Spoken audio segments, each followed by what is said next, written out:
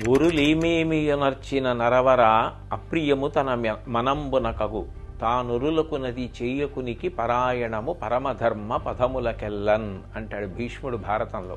మనం ఎవరినైనా ఇతరుల్ని ఏదైనా అనే ముందు వాళ్ళు మనని అట్లా అంటే మనకెంత బాధ కలుగుతుందా సంతోషం కలుగుతుందా ఆలోచించాలి.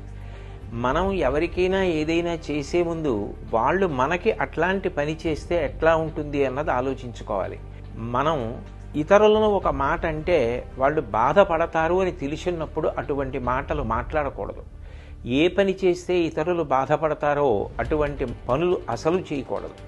ధర్మాలలోకెల్లా పెద్ద ధర్మం అదే.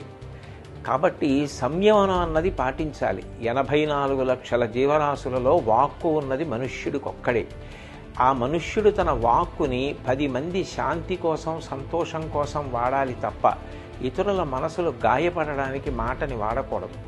ఈ విషయాలు దృష్టిలో పెట్టుకుని మనందరం కూడా సోషల్ మీడియాని సక్రమంగా వాడుకుందాం తప్ప ఇతరుల యొక్క మనసులు బాధపడేటట్టుగా ప్రత్యేకించి కుటుంబ సభ్యుల్ని మహిళలని ఉద్దేశించి అసభ్యకరమైన పోస్టులు పెట్టకుండా మనని మనం నియంత్రించుకొని సభ్యతా సంస్కారాల్ని చాటిచెప్పాలి.